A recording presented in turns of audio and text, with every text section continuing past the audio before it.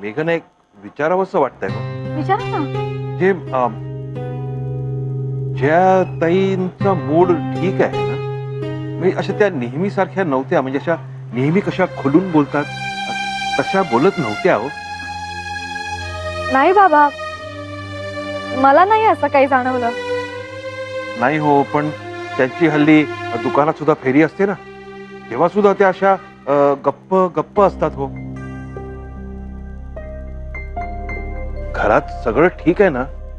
हो हो, सगळं व्यवस्थित आहे. पण मग त्या अशा नाराज नाराज का वाटतात हो? बाबा नाही हो मेघना, तुम्ही पुण्याला गेलात ना तेव्हापासून घरातलं सगळं काम विजयाताईंवर पडतंय हो.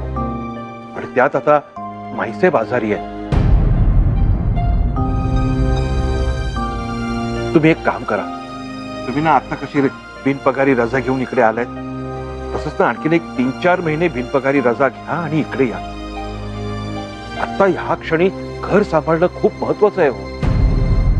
बघा, पटतंय ना तुम्हाला माझं बोलणं? हो बाबा, माझं ट्रान्सफरचं झालं तर बरंच आहे, नाहीतर मी खरंच बिनपगारी रजा घेऊन येईन. जय जय हो, पटलं ना तुम्हाला? येतो आम्ही. काळजी घ्या बाबा. हो, तुम्ही पण घ्या तुमची काळजी. हा, आणि जावे बापूंची सुद्धा. जय जय.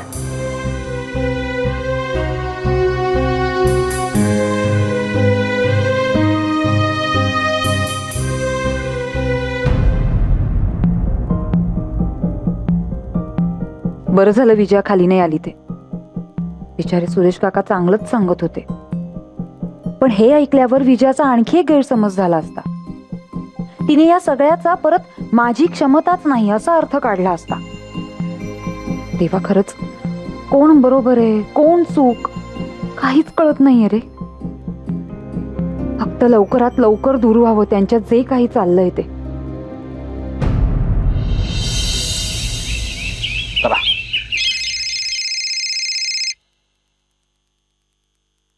हा बोल रे आदित्य, निघालास की नाही?